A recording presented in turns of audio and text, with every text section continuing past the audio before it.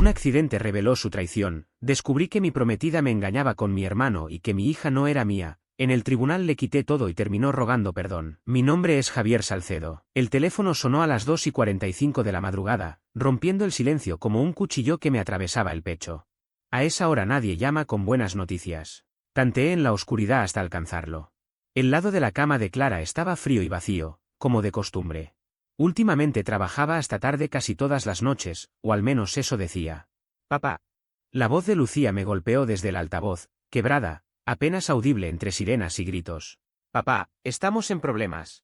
Ha habido un accidente. Sentí la sangre convertirse en hielo. ¿Dónde estás? ¿Te lastimaste? En la ruta 9, cerca del viejo molino. Mamá recogió a un tipo del bar y él iba conduciendo, su voz se rompió en sollozos. Hay policías por todos lados, papá. Encontraron drogas en el coche y un arma. Me puse los vaqueros a toda prisa, con el teléfono entre el hombro y la oreja. Quédate exactamente donde estás. No hables con nadie hasta que llegue. 20 minutos después me encontré al borde de lo que parecía una zona de guerra. Luces rojas y azules pintaban la noche con tonos infernales. Mi camioneta Toyota se veía diminuta entre ambulancias y patrullas esparcidas por el asfalto. El olor a gasolina y caucho quemado impregnaba el aire. Vi primero a Lucía, envuelta en una manta, sentada en el parachoques trasero de una ambulancia. Su cabello estaba manchado de sangre y el brazo izquierdo sujeto con un cabestrillo improvisado. Se veía tan pequeña, tan frágil, mi niña, la misma que solía treparse a mi regazo cuando había tormentas. Corrí hacia ella, con mis botas triturando los vidrios rotos. Me abrazó y por un instante volvió a ser esa niña de 7 años. Estoy bien, papá. Solo son cortes y moretones. Pero mamá señaló hacia otra ambulancia. Sobre una camilla, Clara yacía inconsciente, el rostro pálido bajo la mascarilla de oxígeno. Su vestido de diseñador estaba rasgado y manchado de sangre.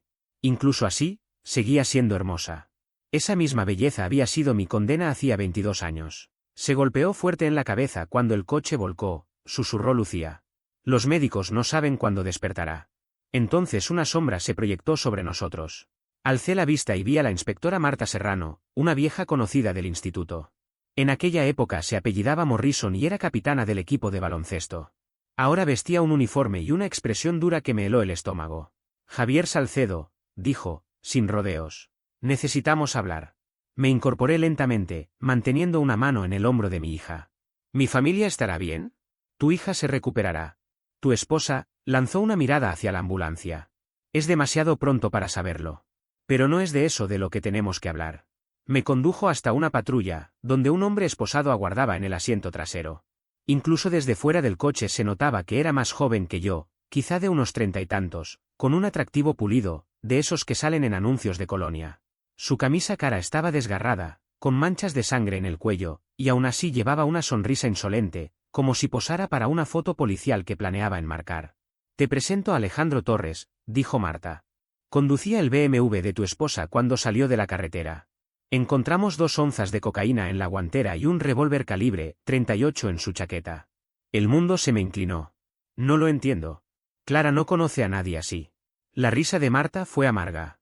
¿De verdad lo crees, Javier? Tu esposa lleva 3 años sacando a este tipo de la cárcel. Es su contacto de emergencia, su abogada, se detuvo al ver mi cara. ¿De verdad no lo sabías?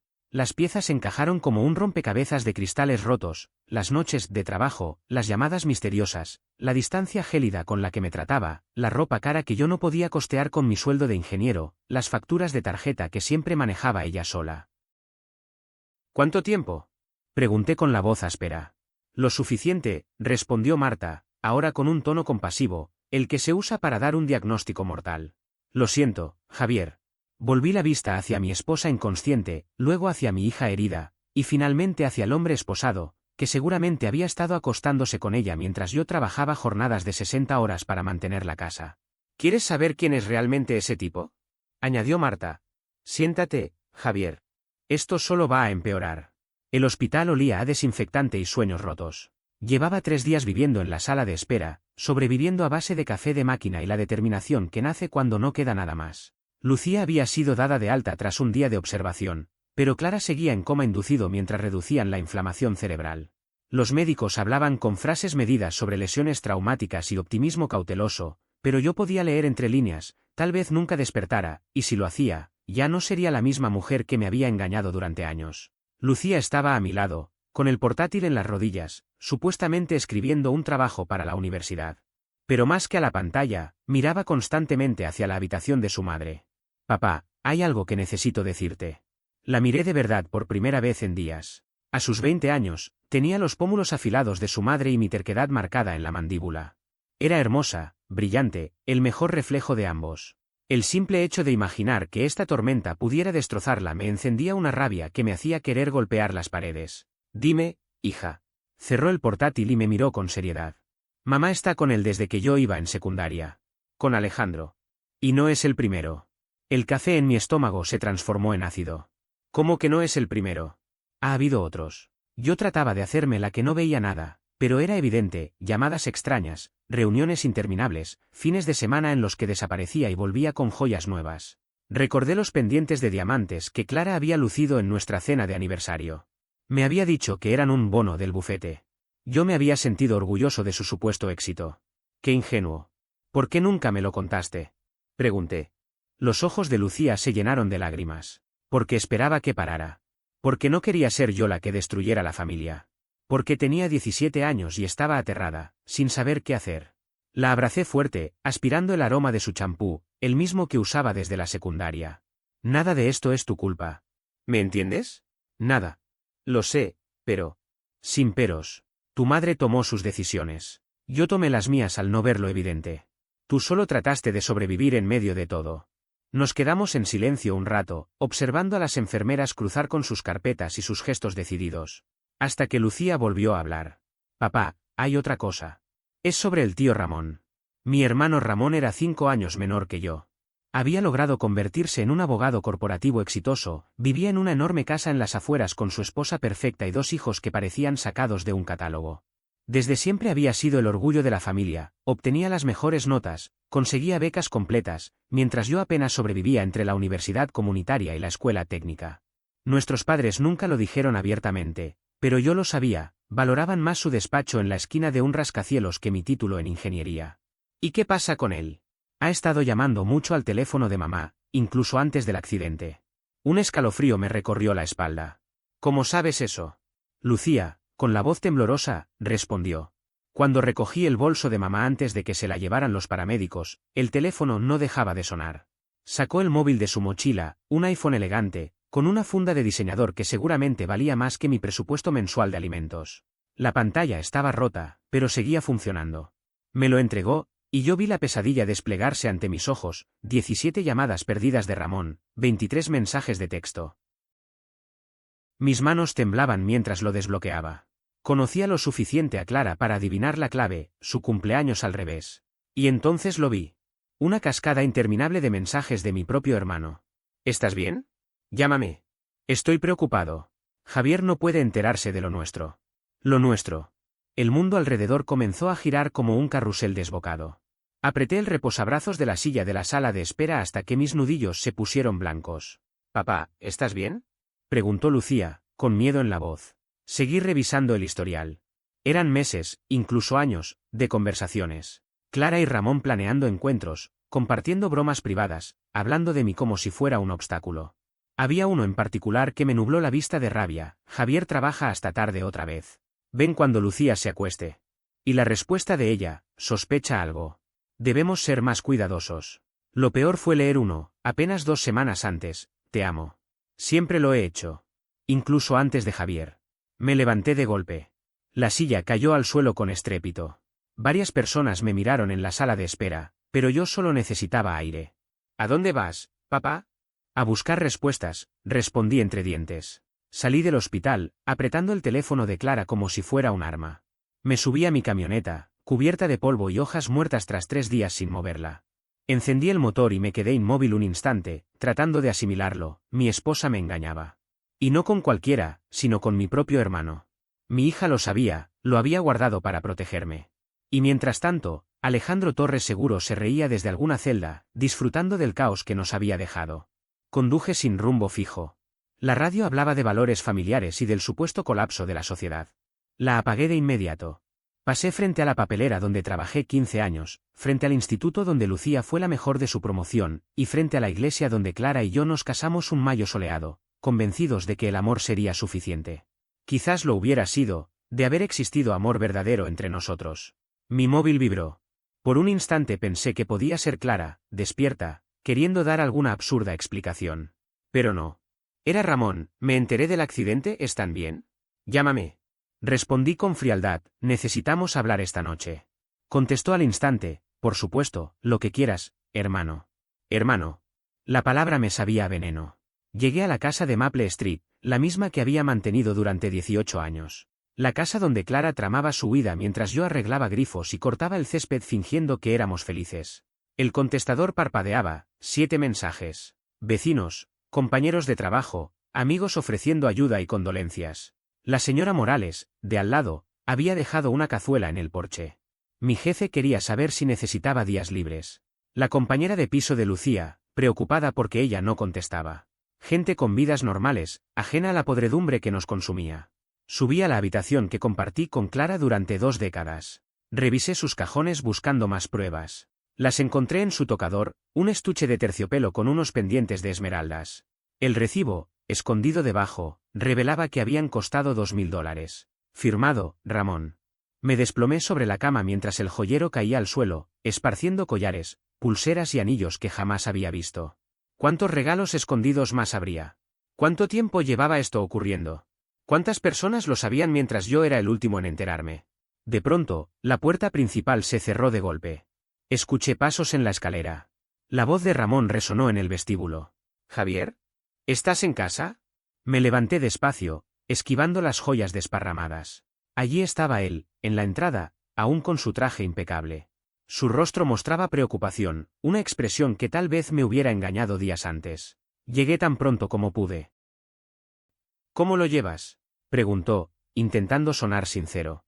Bajé las escaleras con calma, cada paso pesado. Su sonrisa titubeó cuando me vio de cerca. «Tenemos que hablar», dije, con voz firme.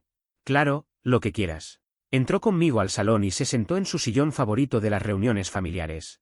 No puedo creerlo. Clara siempre fue tan precavida al conducir. Ella no iba al volante, repliqué. El gesto de Ramón se endureció. «¿Cómo dices?». Saqué el teléfono de Clara, mostré uno de sus mensajes y lo acerqué a su cara. «Javier no puede enterarse de lo nuestro». «¿Quieres explicarme qué significa eso, hermano?». La sangre desapareció de su rostro. Por un momento pensé que intentaría negarlo, inventar alguna mentira que disfrazara la verdad. Sus hombros finalmente cedieron, como si el peso de 2 décadas lo hubiera vencido, y lo vi en su mirada, la verdad que siempre había estado escondida. «Javier, ¿desde cuándo?», pregunté con un tono helado, casi sin reconocer mi propia voz. «No es lo que piensas», balbuceó, pero lo interrumpí, mi rabia explotando. «¿Desde cuándo?». Rugí. Ramón dio un paso atrás, sobresaltado. «Desde la universidad, desde antes de que ustedes se casaran», confesó de golpe. Las palabras fueron un golpe físico en el pecho. Tuve que aferrarme con fuerza al respaldo del sofá para no derrumbarme. «Ella iba a terminar contigo», continuó apresurado. «Iba a elegirme a mí, pero después se enteró de que estaba embarazada de Lucía y sintió que no tenía opción». «¡Fuera de mi casa!», le grité. «Por favor, déjame explicarte». «Que te largues». Mi hermano levantó las manos en un gesto conciliador, tratando de calmarme. «Sé que estás furioso, y tienes todo el derecho, pero podemos superarlo. Al fin y al cabo, somos familia». Solté una carcajada amarga, un sonido roto como vidrio quebrándose. «¿Familia? Has estado acostándote con mi esposa durante 20 años, y ahora quieres hablar de familia». No fue algo planeado. Ninguno de los dos quiso que pasara así, tratamos de mantener la distancia pero... ¿Pero qué? ¿Era irresistible? ¿Un amor destinado? Di un paso hacia él y lo vi retroceder hacia la puerta. «No hables de Clara así», se atrevió a decir, con un tono protector que me encendió la sangre. «Hablaré de mi esposa como me dé la gana. Está en coma por andar con un delincuente de poca monta, en vez de estar en su casa con su familia. Por andar jugando a ser tu pareja en secreto mientras yo, me detuve». Había algo diferente en la expresión de Ramón, un brillo extraño entre alivio y miedo. «Tú no lo sabes», murmuró. «¿Saber qué?». Lo desafié. Me miró un largo instante, calculando si debía decirlo o no. Finalmente lo soltó. «Lucía no es tu hija. Es mía». El mundo se apagó. No se volvió silencioso, sino vacío, como si alguien hubiera bajado un interruptor y cortado todo sonido. Veía su boca moverse, sus ojos con falsa compasión, pero era como mirarlo a través de un cristal grueso. Lucía no era mía. 20 años de cuentos antes de dormir, rodillas raspadas, reuniones con maestros, graduaciones, risas y desvelos, todo el esfuerzo para pagarle el dentista, su primer coche, la universidad, todo mi amor incondicional. Y no era mía. Debí emitir algún ruido porque Ramón se acercó con las manos extendidas. Javier, lo siento, nunca quisimos que te enteraras de esta manera. Fuera, susurré. Déjame explicarte. Fuera. Esta vez me obedeció. Se puso el abrigo y, antes de cruzar la puerta, me lanzó una última frase. Por lo que vale, tú siempre serás mejor padre de lo que yo podría haber sido. Y desapareció, dejándome rodeado de 20 años de mentiras, en una casa que de pronto ya no me pertenecía. Me dejé caer en mi sillón reclinable, el mismo en el que arrullé a Lucía siendo un bebé, en el que la ayudé con tareas escolares, en el que esperé con angustia el día que fue a su primera fiesta. Todo aquello se sentía como una farsa, como si yo hubiera sido el tonto que pagó las cuentas mientras el verdadero hogar se formaba a mis espaldas. El teléfono sonó. El nombre de Lucía en la pantalla. Papá, estoy en el hospital. Mamá despertó. Fui a verla. Clara parecía diminuta en la cama blanca, conectada a máquinas que emitían pitidos y zumbidos constantes. La mitad de su rostro estaba cubierta de moretones y su cabello oscuro se pegaba al cojín del hospital, pero sus ojos estaban abiertos, siguiéndome con temor mientras me acercaba. Lucía estaba sentada junto a ella, sujetándole la mano. Me miró y, por un instante, vi reflejados mis propios ojos, o quizá no eran míos nunca. Hola, papá. El médico dice que va a recuperarse. Sin daños cerebrales permanentes. Asentí en silencio. Clara pasó la mirada de Lucía a mí y noté el destello de pánico, sabía que yo ya lo sabía. Javier, dijo con voz ronca, recién liberada del tubo de respiración. Gracias a Dios que estás aquí. ¿Estamos solos? Le pregunté a Lucía. Sí, aunque las enfermeras pasan cada 15 minutos. Voy a buscar un café para darles un momento. Besó a su madre en la frente, me abrazó y salió. Me senté en la silla junto a la cama. Clara me observaba como un animal acorralado. ¿Qué recuerdas? Pregunté. Fragmentos. Estábamos en el bar de Murphy. Alejandro Torres estaba borracho, pero insistió en conducir. Yo, debí detenerlo. ¿Está en la cárcel? La interrumpí con frialdad. Tenía cocaína, armas ilegales, cargos por conducción temeraria. Su audiencia de fianza es mañana. Tengo que ayudarlo, es mi cliente. No, mi voz la cortó como un cuchillo. Lo único que tienes que hacer es quedarte aquí y reflexionar sobre lo que has hecho. Se estremeció. Saqué su teléfono del bolsillo y lo dejé sobre la mesa. La pantalla rota brillaba bajo la luz del hospital. Leí todos tus mensajes. El color se esfumó de su rostro. ¿Puedo explicarlo? Ah, sí. ¿Explicar por qué mi hermano te escribe mensajes de amor? ¿Por qué encontré joyas escondidas en tu cajón? ¿Por qué se han estado viendo en hoteles mientras yo trabajaba como un esclavo para sostener esta vida? Las lágrimas comenzaron a rodar por sus mejillas. Nunca quise que lo descubrieras así. Ni de ninguna otra manera, ¿verdad? Es complicado, Javier. No lo entiendes. Me incliné hacia ella. Hazme entender, entonces. Explícame cómo pudiste engañarme 20 años. Cómo permitiste que yo criara a la hija de otro mientras tú y Ramón se reían a mis espaldas. Se quebró y dejó escapar un sollozo seco. ¿Lucía te lo dijo? Ramón me lo confesó cuando lo enfrenté con tus mensajes. Me acerqué a la ventana.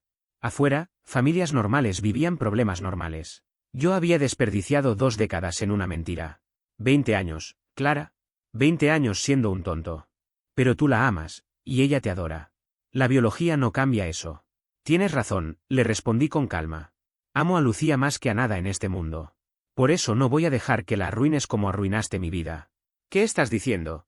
Que me divorcio de ti. Que me quedo con la casa, los ahorros y todo lo que he construido mientras tú jugabas a ser pareja de mi hermano. Y, sobre todo, me quedo con Lucía. Clara intentó incorporarse. No puedes hacer eso. Soy su madre. Eres una adúltera que en lugar de estar con su hija salió a drogarse con un delincuente. ¿De verdad crees que un juez te dará la custodia? Ramón va a pelear. Tiene derechos. Que lo intente. Pero el único nombre en el certificado de nacimiento soy yo. Yo he sido su padre durante 20 años. Me acerqué a ella, lo suficiente como para percibir el olor del antiséptico en su piel. Sentía que la vida entera se había sostenido con mi esfuerzo, mientras ella había estado ocupada con la traición más sucia imaginable. Yo había financiado sus caprichos, su estabilidad, mientras mantenía en secreto una relación con mi propio hermano. Y aún así, en el fondo, estaba convencido de que, cuando Lucía conociera toda la verdad, sería a mí a quien elegiría como padre. Porque siempre lo había sido en los hechos. Los ojos de Clara se abrieron desorbitados, llenos de pánico. No puedes decírselo, Javier, la destrozarías. ¿Y cómo crees que me destrozó a mí enterarme de tus engaños? Le respondí con frialdad. ¿Cómo crees que me destruyó descubrir que mi propio hermano me traicionaba desde la universidad? Negué con la cabeza. Ya no estaba dispuesto a seguir protegiendo su mentira. No pienso ocultárselo más. Lucía merece conocer la verdad sobre quiénes son sus verdaderos padres. Ella me suplicó. Por favor, Javier, te lo ruego. No le hagas esto. No soy yo quien le hace daño. Fuiste tú y Ramón hace 20 años, cuando decidieron ocultarle la realidad. Me levanté con decisión y caminé hacia la puerta. Ya he hablado con un abogado, Eduardo Palacios. ¿Lo recuerdas? Antes fue fiscal, hasta que lo atraparon recibiendo sobornos. Ahora es especialista en divorcios sucios y batallas de custodia. ¿Eduardo? ¿Ese tipo? La voz de Clara se quebró. No necesitas a alguien así, Javier. Podemos resolverlo entre nosotros. Me detuve con la mano sobre la manija. No, Clara. No hay arreglo posible porque no confío en ti. Ni en Ramón. Y lo peor es que tampoco confío en mí mismo para no volver a perdonarte si intentas manipularme otra vez. La miré una última vez. Consigue tu propio abogado. Lo vas a necesitar. Encontré a Lucía en la cafetería, perdida en un café frío. Levantó la mirada cuando me senté frente a ella. En sus ojos había una inteligencia aguda, tan parecida a la de su madre. ¿Cómo salió todo? Preguntó. Mal, admití. Tomé su mano. Tenemos que hablar de cosas importantes. Sobre tu madre, sobre mí, sobre nuestra familia. Un destello de temor se asomó en su mirada. ¿Se van a divorciar? Sí. Ella asintió despacio. Después de todo lo que ha pasado, no entiendo cómo podrías seguir con ella. Inspiré hondo. Hay más que debes saber.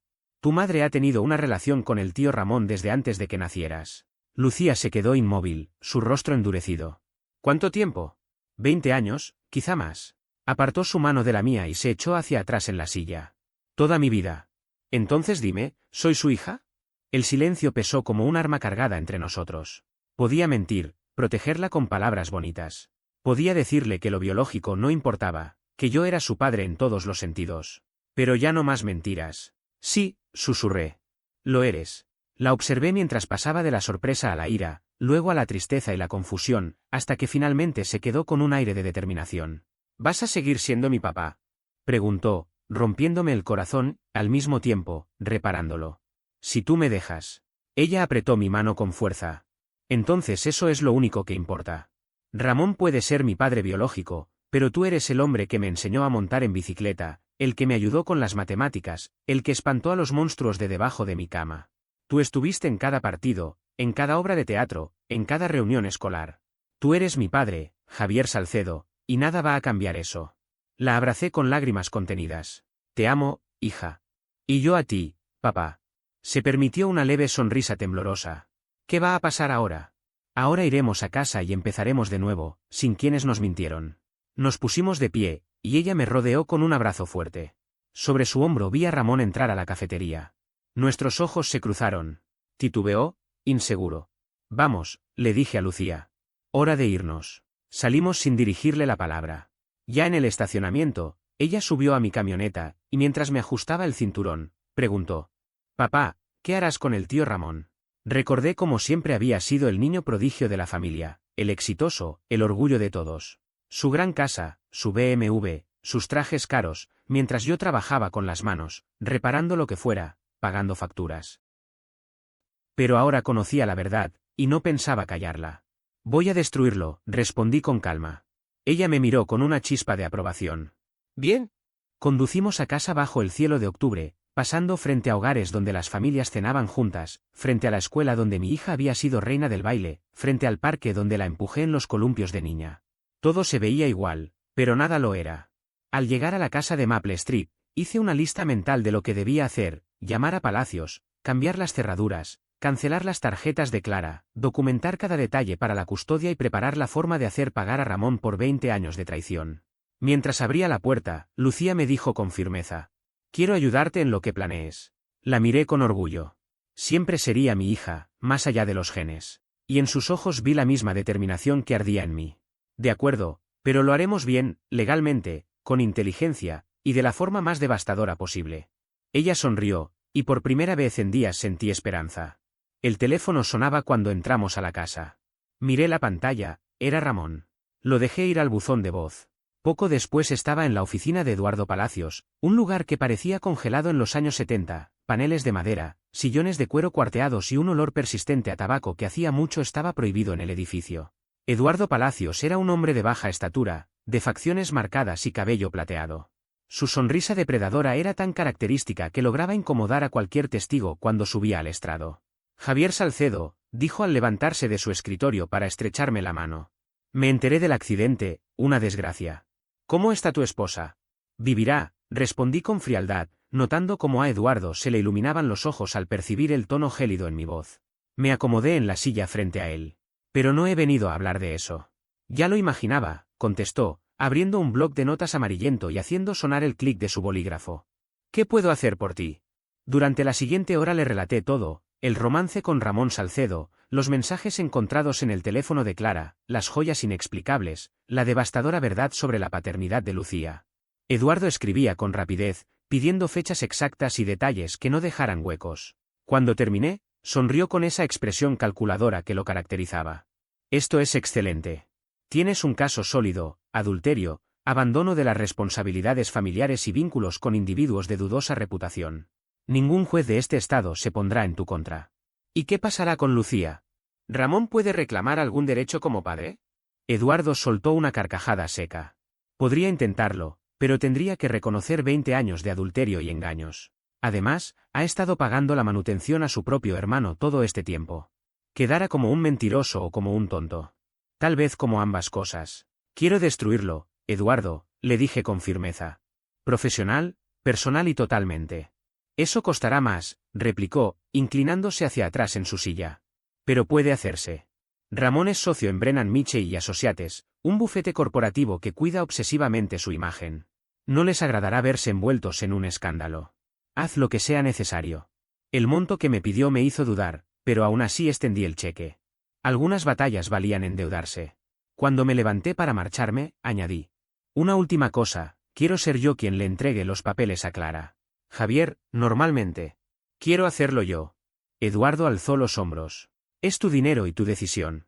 Para mañana por la tarde tendrás todo listo. Al regresar a casa, encontré a Lucía en la cocina, con una cafetera encendida y el rostro marcado por el cansancio. Había dejado de asistir a la universidad desde el accidente, y la tensión se reflejaba en sus ojeras y en el sobresalto cada vez que sonaba el teléfono. ¿Cómo fue todo? Preguntó con seriedad. Bien. Eduardo asegura que el caso es fuerte. Me serví un café y me senté frente a ella. Lucía, no tienes por qué involucrarte en esto. Podrías regresar a tus clases y mantenerte al margen. De ninguna manera, respondió firme. Ellos también me mintieron toda la vida. Tengo derecho a estar presente cuando todo se derrumbe. No alcancé a contestar cuando sonó el timbre. Desde la ventana vi el BMW de Ramón estacionado en la entrada. Quédate aquí, le pedí. Abrí la puerta y me encontré con él, desarreglado, el traje arrugado y la mirada perdida. Había envejecido una década en apenas una semana. Javier, tenemos que hablar. Ya no queda nada que decir. Es sobre Lucía. Ella es mi hija y tengo derechos. Salí cerrando la puerta tras de mí. Al acercarme percibí el olor del alcohol en su aliento. Perdiste todo derecho el día que decidiste mentirle durante 20 años. Mientras yo pagaba su comida, su ropa y sus estudios, tú jugabas a ser el tío ejemplar al lado de mi esposa. Quise decírselo, pero Clara no me dejó. Claro, ahora la culpa es de ella. ¿Quieres pintarte como víctima? Eres patético. Ramón se encendió de furia. No me hables así. Sigo siendo tu hermano. No, Ramón. Mi hermano nunca me habría traicionado de esta manera. Nunca se habría sentado en mi mesa fingiendo ser el tío de su propia hija, mientras yo trabajaba sin descanso para sostener a los tuyos. Lo acorralé con palabras que lo hicieron retroceder. ¿Dónde estabas cuando Lucía tuvo neumonía en 3er grado? ¿O cuando se quebró el brazo en bicicleta? ¿O cuando lloraba desconsolada a las 2 de la mañana porque un chico le rompió el corazón? Tú estabas en habitaciones de hotel con Clara, mientras yo era su verdadero padre. Él intentó justificarse. Puedo cambiar. Aún puedo estar presente para ella. Es demasiado tarde. Cuando me disponía a entrar, Le lancé una advertencia. Y empieza a buscar otro empleo. Eduardo Palacios es implacable cuando se propone arruinar vidas. El color se le esfumó del rostro. No puedes hacerme eso. Tengo una familia que mantener. Yo también la tenía, y eso nunca te detuvo. Cerré la puerta dejando a Ramón en el porche. Lucía me esperaba en el pasillo. Lo escuché todo. ¿De verdad perderá su trabajo? Si depende de mí, sí. La miré fijamente, reconociendo en ella la inteligencia de Clara y mi propia obstinación. ¿Estás de acuerdo con eso? Él tomó sus decisiones. Ahora debe vivir con las consecuencias. A la mañana siguiente conduje hasta el hospital con un sobremanila bajo el brazo. Contenía la demanda de divorcio, los documentos de custodia y una orden de restricción que impediría a Clara acercarse a nuestra casa o a Lucía. Las enfermeras me dejaron pasar sin problemas, ya me conocían. Clara estaba sentada en la cama, visiblemente mejor que el día anterior. Los moretones se tornaban amarillos y verdes, y alguien le había ayudado a arreglarse el cabello y maquillarse. Quizás esperaba despertar en mí algo del amor de hace 22 años, pero no funcionó. No pensé que volverías, dijo con una sonrisa frágil. Estuve a punto de no hacerlo. Me senté junto a la cama. ¿Cómo te sientes? Mejor, los médicos dicen que mañana podré irme a casa. Alargó la mano hacia la mía. He estado pensando. Quizás podríamos intentar terapia de pareja. Retiré mi mano y coloqué el sobre en su regazo. Ábrelo. El rostro de Clara se desmoronó al leer los documentos, la demanda de divorcio por adulterio y abandono, el acuerdo de custodia que me otorgaba la tenencia completa de Lucía, y la orden que la alejaba de nosotros para siempre. La orden de restricción ya estaba firmada. Clara no podía acercarse a menos de 150 metros de nuestra casa. Javier, por favor, no hagas esto, me suplicó con lágrimas en los ojos. Ya está hecho, respondí mientras me ponía de pie. Tienes 30 días para responder. Eduardo Palacios es mi abogado, así que será mejor que busques uno, y uno bueno. ¿Y qué pasa con Lucía? ¿Puedo al menos verla? Eso depende de ella. Pero ya sabe la verdad, Clara. Lo de Ramón, la paternidad, todo. No está precisamente deseando pasar tiempo con ustedes ahora mismo. Clara rompió a llorar de nuevo, pero esta vez no sentí nada. Ninguna compasión, ningún impulso de consolarla, ni rastro de amor por la mujer que había compartido mi cama durante 20 años. Ya no la reconocía, era una desconocida que había tomado malas decisiones y ahora tenía que enfrentar las consecuencias. Yo nunca quise que pasara de esta forma, murmuró entre sollozos. Si lo quisiste. Querías que todo siguiera igual, que yo nunca descubriera nada, que jamás preguntara, que no exigiera respuestas. Querías disfrutar de tu doble vida sin pagar el precio. Me dirigí a la puerta. Felicidades, Clara. Conseguiste lo que deseabas. Ojalá haya valido la pena. La dejé llorando en la cama del hospital y me fui directo a casa, donde encontré a Lucía en la sala rodeada de cajas. ¿Qué estás haciendo? Pregunté. Sacando todo lo que le pertenece. Ropa, libros, fotos, todo. Sostenía un marco con una foto de Clara y Ramón en una reunión familiar, los dos sonriendo como si compartieran un secreto. Y claro, lo compartían. Ya no soporto ver sus caras, dijo con rabia contenida. Pasamos la tarde eliminando cada rastro de Clara de la casa. Su ropa fue a bolsas para donación, sus libros también. Lo más duro fueron las fotos, 20 años de cumpleaños, vacaciones, celebraciones, recuerdos que ahora estaban manchados por lo que había pasado en las sombras. ¿Y esta? Preguntó Lucía, mostrándome la imagen de su graduación. Allí aparecíamos los tres, Clara y yo a cada lado, orgullosos de nuestra hija. Pero ahora solo podía pensar que Clara, en aquel momento, tal vez tenía a Ramón en mente, mientras yo era el único ignorante en la fotografía. Tírala, le dije. Al caer la noche, la casa parecía habitada por desconocidos. Vacía, pero honesta. Lucía pidió pizza y cenamos sentados en el suelo, rodeados de bolsas y cajas. Papá, me dijo entre bocados de pepperoni, he estado pensando en cambiarme el apellido. ¿A cuál? Quiero ser Lucía Salcedo. Legalmente. Quiero que quede claro que tú eres mi padre. Dejé mi porción a un lado y la miré con ternura. No tienes que hacerlo, hija. Yo sé quién eres y tú sabes quién soy. Eso es lo que importa. Lo sé, pero quiero que todo el mundo también lo sepa.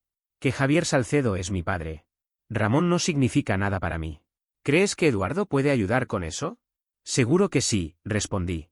Terminamos la cena en silencio, pero un silencio cómodo. Dos personas que habían atravesado un infierno y habían salido fortalecidas. Afuera, el viento de octubre golpeaba las ventanas, dentro, por primera vez en años, todo estaba en calma. A las 9 sonó el teléfono. Era Ramón. Contesté. ¿Qué quieres? Pregunté. Javier, Solo necesito hablar con Lucía. 5 minutos, nada más. Miré a mi hija, que negaba con la cabeza con fuerza. Ella no quiere hablar contigo. Es mi hija. No, es mía. El certificado de nacimiento lo dice, el acuerdo de custodia lo dice.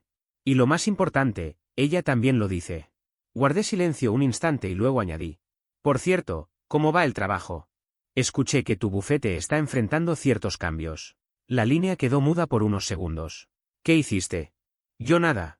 Pero Eduardo Palacios tiene muchos amigos en este pueblo, y las noticias vuelan. Un socio que se acuesta con la esposa de su hermano y utiliza recursos de la firma para cubrirlo no pasa desapercibido. Dicen que mañana habrá una reunión de emergencia. Eres un maldito. Ese es señor maldito para ti. Colgué y miré a mi hija. Tu padre biológico manda saludos. Lucía sonrió. Bien. Ojalá lo despidan. Y así fue. A la mañana siguiente, mientras desayunábamos como un padre y una hija normales, llegó la llamada de su secretaria llorando. Lo habían escoltado fuera del edificio y nadie sabía dónde estaba. Colgué con calma. Uno menos, le dije a Lucía. ¿Qué sigue ahora? Pensé en Clara sola en su cama de hospital, tratando de contactar abogados y salvar lo que quedaba de su vida. Pensé en Ramón, hundido en el desprestigio, obligado a explicarle a su familia por qué ya no tenía empleo. Ahora solo esperamos, le dije. Ellos mismos terminarán de destruirse. 3 semanas después, cerca de la medianoche, llegó la llamada que presentía. Ramón estaba arruinado, y la voz al otro lado del teléfono lo confirmaba. Javier, necesito verte. Es importante. Son las 12, Ramón. Lo que tengas que decir puede esperar. No. Estoy afuera. Corrí la cortina, su BMW estaba en mi entrada, con el motor encendido y los faros iluminando la oscuridad. Incluso desde la ventana se veía hecho un desastre, ropa arrugada, cabello desordenado, tambaleante aunque estuviera sentado. Salí con un abrigo. El aire de octubre era frío, cargado con el olor de hojas muertas. Ramón bajó del coche y el hedor a whisky se notaba a metros. Estás hecho polvo, le dije. Y me siento peor, respondió, apoyándose en el auto para no caer. Karen me dejó, se llevó a los niños y volvió con su madre. Un instante de compasión cruzó por mi mente, pero 20 años de traición bastaron para sofocarlo. Lo lamento, dije, aunque sin convicción. No, no lo lamentas. Te alegra verme sufrir. Tienes razón. Me alegra. ¿Qué quieres, Ramón? Quiero recuperar a mi hija. Quería dejarle claro a Ramón que ya no había lugar para sus ilusiones. Quiero formar parte de la vida de Lucía, insistió, con un tono cargado de súplica y frustración. Lo miré con firmeza. Eso no te corresponde decidirlo a ti. Es ella quien tiene la última palabra. Y hasta ahora, te lo ha dicho con claridad. El rostro de Ramón se descompuso, parecía que todo su mundo se derrumbaba frente a él. No me atiende las llamadas, no abre mis cartas. Soy su padre, Javier. Su verdadero padre. Respiré hondo antes de responder. No, Ramón. Tú solo fuiste quien aportó el material genético hace 20 años. El verdadero padre soy yo. Fui quien la vio dar sus primeros pasos, quien la consoló cuando tenía pesadillas, quien trabajó jornadas interminables para que nunca le faltara nada. Fui el que renunció a tantas cosas por ella. Tú, en cambio, eras simplemente el que se metía en la cama de mi esposa a escondidas. Su expresión cambió, la vergüenza se transformó en furia. Enderezó los hombros como si quisiera recuperar algo de orgullo. ¿De verdad crees que eres mejor que yo? ¿Más decente? ¿Más justo? No te diste cuenta de nada en 2 décadas. ¿Qué clase de hombre vive engañado tanto tiempo? Sentí un golpe directo al pecho. Sus palabras eran veneno, pero contenían una verdad incómoda. Había sido ciego, sí. Había preferido creer en una familia que, en el fondo, ya no existía. Sin embargo, ese dolor me había convertido en alguien distinto. Comprendí que no era la víctima débil que él imaginaba. Ser víctima me había dado la fuerza para transformarme en alguien que sabía defenderse y contraatacar. Soy el tipo de hombre que confía en quienes ama, dije despacio, midiendo cada palabra. El que pasó noches enteras trabajando para que su familia estuviera bien, el que creyó que su esposa y su propio hermano eran personas con valores. Me acerqué aún más, mirándolo directamente a los ojos. Pero ya no soy ese hombre, Ramón. Y ahora vas a descubrir quién soy en realidad. ¿Qué se supone que significa eso? Preguntó, aunque en su voz ya había un rastro de miedo. Esbocé una sonrisa helada. Él retrocedió, como si mi simple gesto fuese una amenaza más poderosa que cualquier palabra. Significa que apenas estoy comenzando. Has perdido tu trabajo, a tu esposa, a tus hijos, aún conservas tu licencia de abogado, tu reputación, tu dignidad. Pero eso, créeme, También se puede esfumar. Se removió incómodo, intentando mantener una fachada de autoridad. Javier, por favor, aléjate de mi casa. No regreses, no me busques, no escribas, no llames. Mantente lejos de mí y de Lucía, o terminarás quitándome lo poco que me queda. Vi en sus ojos que quería discutir, gritar, tal vez amenazarme. Pero algo en mi expresión lo convenció de que no debía dar un paso en falso. Se giró bruscamente, subió a su BMW y arrancó. El auto se tambaleaba un poco mientras se alejaba, hasta desaparecer en la oscuridad de la carretera. Me quedé quieto en el camino de entrada, respirando con dificultad, como si el aire frío me atravesara los pulmones. Todo había cambiado en tan solo un mes. Había pasado de ser un hombre que vivía en negación a convertirme en alguien con nada que perder y con todo por lo que luchar. La puerta de la casa se abrió y Lucía salió en pijama, con gesto preocupado. ¿Era el tío Ramón? El antiguo tío Ramón, aclaré con calma. Sí, vino a buscarte, pero le dejé claro que no iba a suceder. Ella frunció el ceño, con determinación en sus palabras. Bien. No quiero verlo nunca más. Ni a él, ni a mamá. Clara llevaba semanas llamando a diario desde que salió del hospital, rogando por una oportunidad de hablar con Lucía, intentando manipularla con disculpas y promesas vacías. Mi hija había rechazado cada intento, mostrando una fortaleza que me llenaba de orgullo. No era fácil resistir cuando quien llama es tu propia madre, pero Lucía había comprendido que no se puede perdonar sin consecuencias reales. La abracé por los hombros. Vamos adentro. Mañana será un día importante. El día siguiente era la audiencia que definiría la custodia de forma oficial. Eduardo Palacios, mi abogado, me había dicho que sería un trámite, que Clara no iba a pelear, pero yo necesitaba que quedara escrito en cada papel y cada sello judicial. Al llegar al juzgado me sorprendió ver el lugar abarrotado. La historia de los Salcedo ya era un espectáculo público. Reconocí a colegas de la empresa de ingeniería, a profesores que alguna vez habían tenido a Lucía en clase, e incluso a vecinos curiosos que habían venido solo para presenciar el desenlace. Clara estaba sentada junto a su abogada, una mujer elegante de la capital que intentaba proyectar seguridad.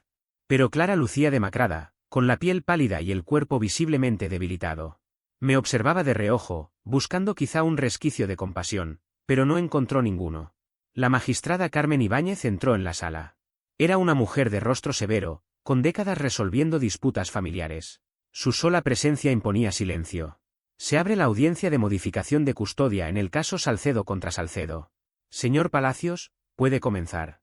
Eduardo se levantó y con voz clara expuso los hechos, las pruebas de infidelidad, los vínculos de Clara con personas de mala reputación, la noche del accidente y cómo había abandonado por completo a su familia. Presentó mensajes, facturas y reportes policiales. Todo estaba perfectamente ordenado, como piezas de un rompecabezas que solo podían armar una conclusión: Clara había fallado como madre y como esposa. La defensa intentó alegar que, pese a sus errores, Clara seguía siendo una madre amorosa que merecía visitas. Pero la abogada no lo creía ni ella, sus palabras sonaban forzadas, carentes de convicción. En menos de una hora la jueza dio su veredicto: yo obtenía la custodia completa y legal de Lucía. Clara quedaba limitada a visitas supervisadas, y únicamente si mi hija aceptaba ver a su madre. Además, la orden de restricción se volvía permanente. La magistrada se inclinó hacia adelante, mirándola con severidad. Señora Salcedo, sus actos durante los últimos 20 años reflejan un patrón de engaño y de malas decisiones que ponen en entredicho su capacidad para ejercer como madre. Si viola esta orden de custodia o la restricción, enfrentará cargos penales inmediatos. ¿Lo entiende? Clara rompió en llanto y asintió. Se levanta la sesión. Cuando salimos del juzgado sentí como si una losa invisible se levantara de mi espalda. Por fin, la justicia estaba de nuestro lado. Lucía ya era mía por completo, protegida por la ley. Nadie podría arrebatármela. ¿Y ahora? ¿Cómo te sientes?, me preguntó, mientras nos acercábamos al coche. Se siente como justicia, respondí con una calma que hacía tiempo no conocía. Estábamos a punto de subir a la camioneta cuando escuché una voz conocida detrás de mí. Clara me llamaba desesperada, corriendo hacia nosotros mientras su abogada la seguía con gesto de fastidio. Javier, por favor, escúchame un minuto. La miré sin alterarme. Estás violando la orden de restricción. Lo sé, dijo con voz temblorosa, pero necesito que entiendas. Se detuvo a unos pasos, lo suficientemente lejos como para no parecer amenazante, pero lo bastante cerca para suplicar. Sus ojos estaban llenos de angustia, como si en esa súplica dependiera su vida entera. Jamás quise que todo terminara de esta manera. Te amé, Javier, incluso creí seguir haciéndolo. Pero la verdad era distinta, lo que Clara había amado no era a mí, sino la estabilidad, la seguridad y la comodidad que yo le ofrecía, la forma en que mi esfuerzo le permitió llevar una doble vida sin que nadie sospechara. Abrí la puerta de la camioneta para que Lucía subiera y, mientras encendía el motor, lo dije con firmeza. Si de verdad me hubieras amado, no habrías pasado 20 años acostándote con mi hermano. Ella intentó justificarse, como tantas veces antes, no estaba planeado que durara tanto. Intentamos detenerlo, pero no pudimos. Sus palabras ya no significaban nada. Eso ya lo dijiste. La miré una última vez antes de arrancar. Adiós, Clara. No vuelvas a buscarnos. Mientras nos alejábamos, vi su figura en el estacionamiento, mirándonos marchar con una expresión vacía. Por un instante, me invadió la compasión. Pero pronto recordé las mentiras, las traiciones y las 2 décadas en que me trataron como a un ingenuo. Esa compasión se desvaneció al instante. Lucía, desde el asiento del copiloto, me tomó de la mano y dijo con firmeza: «Papá, estoy orgullosa de ti». «¿Por qué?», pregunté sorprendido. «Porque no te dejaste manipular. Porque luchaste por nosotros. Eres un buen hombre, Javier Salcedo, el mejor que conozco». Su declaración me llenó de una paz que no sentía desde hacía meses. Habíamos atravesado un infierno, pero estábamos juntos, y eso bastaba. Al llegar a casa, sonaba el teléfono. Dudé en contestar, pensando que sería Clara o Ramón intentando alargar conversaciones que ya no tenían sentido. Pero en la pantalla apareció el número de la inspectora Marta Serrano. «Javier, necesitamos hablar». Su tono era grave. «¿Qué ocurrió? ¿Es por Ramón?» «Sí. Ha sido arrestado». Lucía se tensó a mi lado. «¿Por qué?», pregunté. «Conducción en estado de ebriedad. Se estrelló contra un árbol en la Ruta 9, el mismo tramo donde tu esposa tuvo el accidente. Está en el hospital, pero enfrentará cargos en cuanto le den el alta». Cerré los ojos, sintiendo una mezcla de cansancio y cierta justicia. «¿Qué tan grave está?» «Costillas rotas, conmoción cerebral, cortes y moretones. Sobrevivirá, pero no podrá conducir por un tiempo». Hubo una pausa. «Javier, había algo más. Llevaba un arma sin registrar cuando lo encontramos». Mi satisfacción se transformó en un frío resentimiento. «¿Creen que venía hacia aquí?» «No lo sabemos, pero por seguridad, tendremos un patrullero frente a tu casa esta noche». Colgué y miré a mi hija. «Ramón está en el hospital. Accidente de coche». «¿Está bien?», preguntó con indiferencia. «Vivirá». «Bien». «No quiero que muera antes de sufrir un poco más». Sus palabras habrían sorprendido a cualquier otro, pero a mí me llenaron de orgullo. Había entendido que no todos merecen perdón y que buscar justicia no es un error. Esa noche vimos películas viejas, compartiendo palomitas como 2 sobrevivientes de una guerra que jamás pedimos. Afuera, la patrulla permanecía en la entrada, recordándonos que la batalla no había terminado.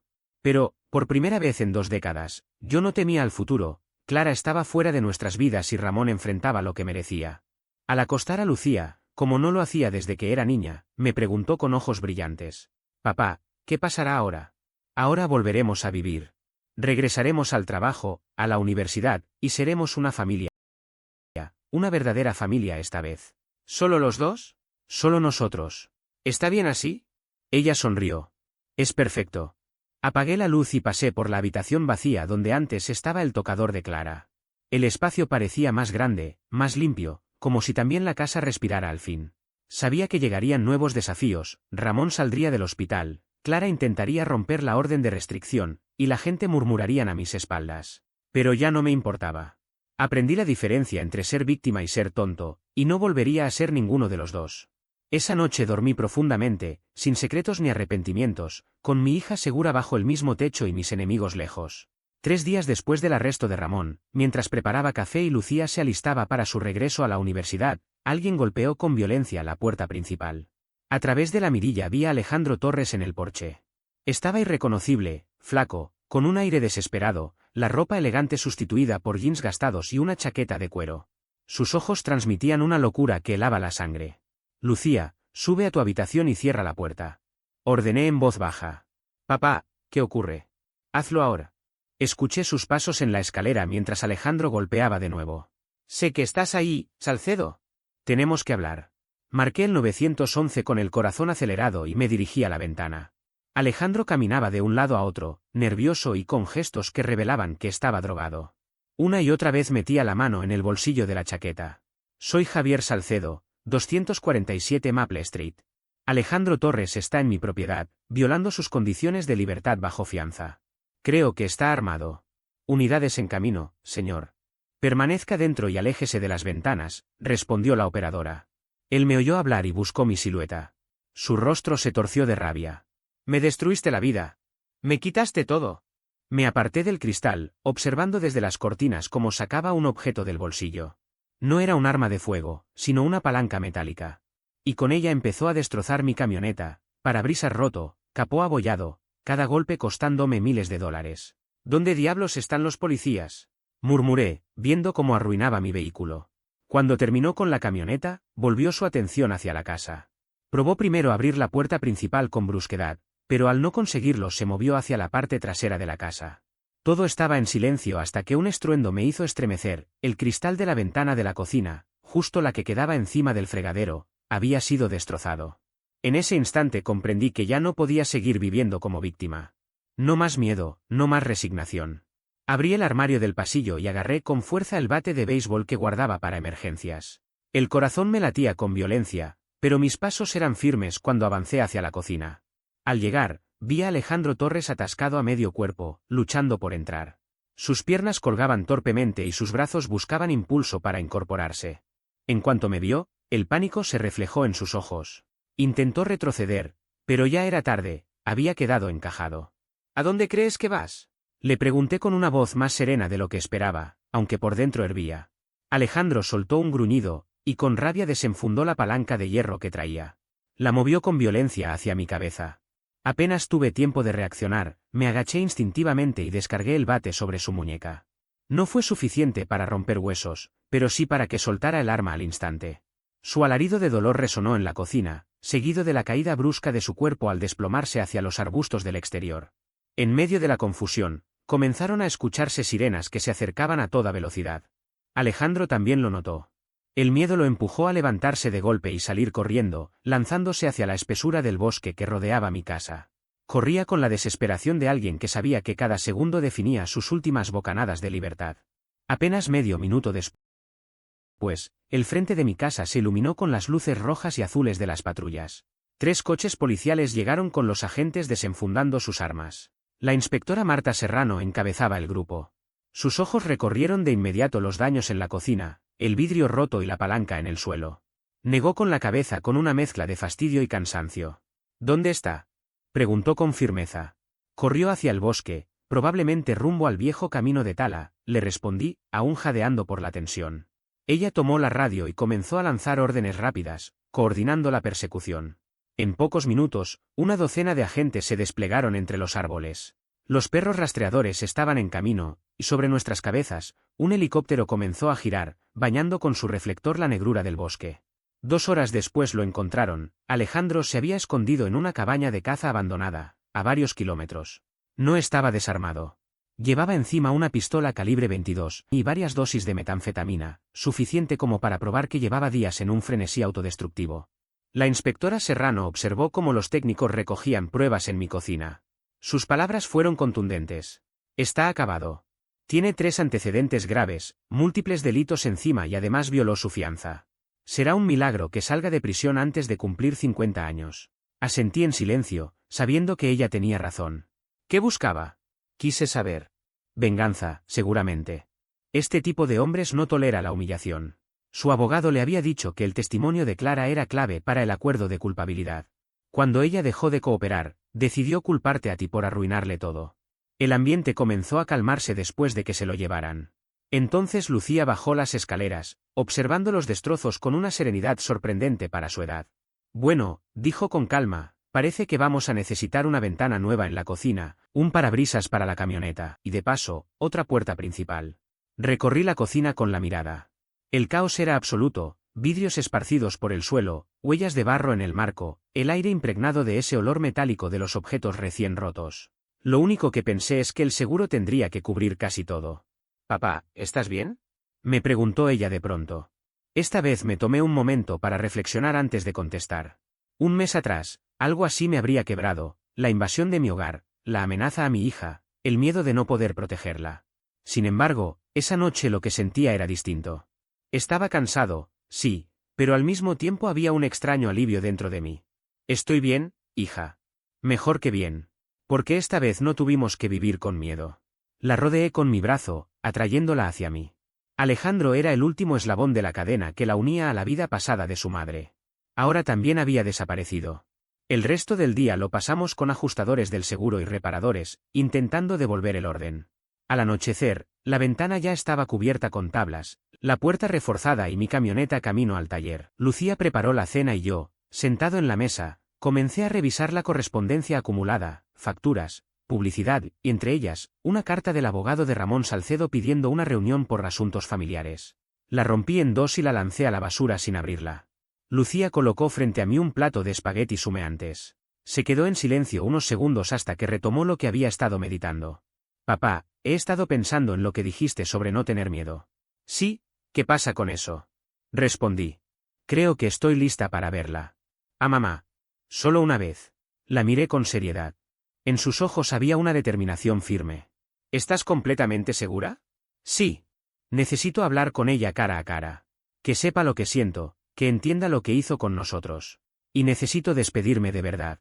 Respiré hondo y asentí. Está bien, mañana mismo llamaré a su abogada y fijaremos un encuentro. 3 días después nos presentamos en la oficina de Eduardo Palacios. Era un lugar neutral, seguro para ambas partes. Clara llegó acompañada de su abogada, con un aire de nerviosismo y esperanza mezclados. Había perdido peso, y sus raíces grises quedaban visibles bajo el tinte, pero todavía conservaba esa belleza que me había cautivado 22 años atrás. Nos sentamos frente a ella. Eduardo abrió una libreta y comenzó a tomar notas. El silencio reinó varios segundos, tan denso que casi podía tocarse. Fue Lucía quien lo rompió. Quise verte, dijo con calma, porque necesito que me escuches. Clara se inclinó hacia adelante, con los ojos brillantes. Lucía, cariño, me alegra tanto que... No he terminado, interrumpió mi hija con voz firme. Durante 20 años me mentiste. Me dejaste creer que Javier Salcedo era mi padre biológico mientras tú mantenías una relación con el verdadero. Permitiste que lo quisiera, que confiara en él y que lo considerara familia, cuando en realidad nos traicionaba cada día. El rostro de Clara se quebró. Solo intentaba protegerte. No, mamá. Te protegías a ti. Querías tenerlo todo, la seguridad de tu matrimonio con papá, la emoción de tu aventura con Ramón y una hija que nunca sospechara nada. La voz de Lucía se volvió aún más firme, casi cortante, pues ahora lo sospecho todo. Y no, no te malinterpretes, lo entiendo perfectamente.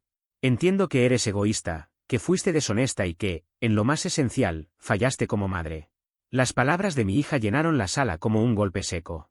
Yo observaba en silencio, orgulloso y dolido a la vez, viendo cómo por fin ella se liberaba del peso que había cargado tantos años. Lucía se levantó con decisión. Su voz, firme pero cargada de dolor, retumbó en la sala. Javier Salcedo es mi padre en todo lo que realmente importa. Él fue quien me cuidó, quien me dio amor y se sacrificó por mí. Tú solo eres la mujer que me trajo al mundo y que pasó 20 años mintiéndome. Clara, con lágrimas en el rostro, intentó responder, pero Lucía no había terminado. No quiero volver a verte. No quiero que me llames, ni que me escribas, ni que intentes acercarte a mí de ninguna forma. Para mí, estás muerta. Con esas palabras, tomó su bolso y, sin mirar atrás, se marchó de la sala de conferencias. Yo di un paso para seguirla, pero me detuve en la puerta y miré a Clara. ¿La escuchaste? Mantente lejos de nosotros, para siempre. Ella me miró a través de su llanto. Javier, por favor, ella es lo único que me queda. Eso debiste pensarlo hace 20 años, le respondí, antes de dejarla sola, hundida en su miseria. Al salir, la luz del sol de octubre me cegó por un instante. Encontré a Lucía esperando junto a mi camioneta.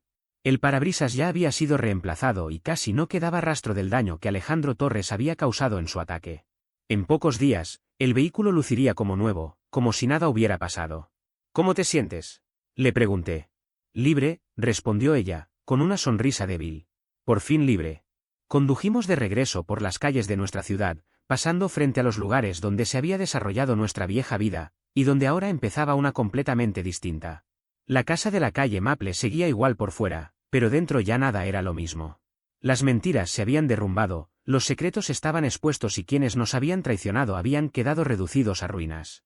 Esa noche, mientras veíamos las noticias en la sala, sonó el teléfono.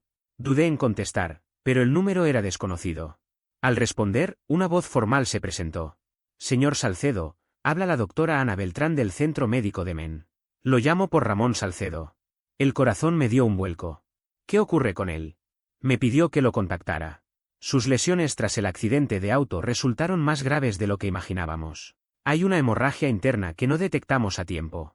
Le queda muy poco, quizá unas horas. Sentí una mezcla imposible de emociones, rabia, una amarga satisfacción, y muy en el fondo, una chispa del cariño que alguna vez tuve por mi hermano. ¿Quiere verlo?, continuó la doctora. Y también a Lucía. Dice que tiene algo importante que decirle. Lucía, que escuchaba a mi lado de la conversación, negó con fuerza. Yo transmití su decisión sin dudar. Dígale que no. Ya dijimos todo lo que teníamos que decir. Señor Salcedo, por favor, él sufre mucho, insistió ella. Y nosotros también sufrimos 20 años, corté en seco antes de colgar. Me volví hacia Lucía. ¿Estás segura? Completamente, contestó ella, acurrucándose a mi lado en el sofá. Él eligió su camino. Ahora debe morir con esas decisiones. Ramón falleció 3 horas después, solo, en una habitación de hospital. 4 días más tarde se celebró el funeral, pero ni Lucía ni yo asistimos. Preferimos pasar esa mañana en la playa, caminando por la escarpada costa de Men y hablando de lo que vendría. Ella terminaría sus estudios y cumpliría su sueño de ser maestra. Yo seguiría en la firma de ingeniería hasta jubilarme, y luego viajaría un poco, visitando lugares que siempre había postergado. Construiríamos una vida nueva, basada en la verdad y no en la traición. Mientras caminábamos junto a las olas, Lucía apretó mi mano. «Papá, ¿te arrepientes de algo?» Guardé silencio unos segundos antes de contestar. Clara estaba sola y acabada. Ramón se había ido sin redención. Alejandro cumpliría décadas entre rejas. Yo había ejecutado mi justicia con paciencia y precisión. No, hija, le dije finalmente. No me arrepiento. Quizá no haya sido bonito, pero fue lo justo. Ella asintió, con una madurez que ya no me sorprendía. Entonces, sigamos adelante. Al regresar, la brisa del mar aún impregnaba nuestra ropa y el cielo otoñal parecía encenderse en tonos de fuego. Esta vez, en lugar de sentirnos perseguidos por el pasado, caminábamos ligeros. No necesitábamos monumentos ni puertas cerradas para recordarnos lo que habíamos superado, lo llevábamos en la piel, en cada paso hacia adelante. No entramos a la casa como víctimas ni como fugitivos de la traición. Lo hicimos como sobrevivientes que habían ganado la batalla. El futuro estaba abierto, y aunque no sabíamos con certeza qué nos esperaba, teníamos algo que ellos jamás podrían arrebatarnos, la libertad de elegir, día a día, construir una vida en paz.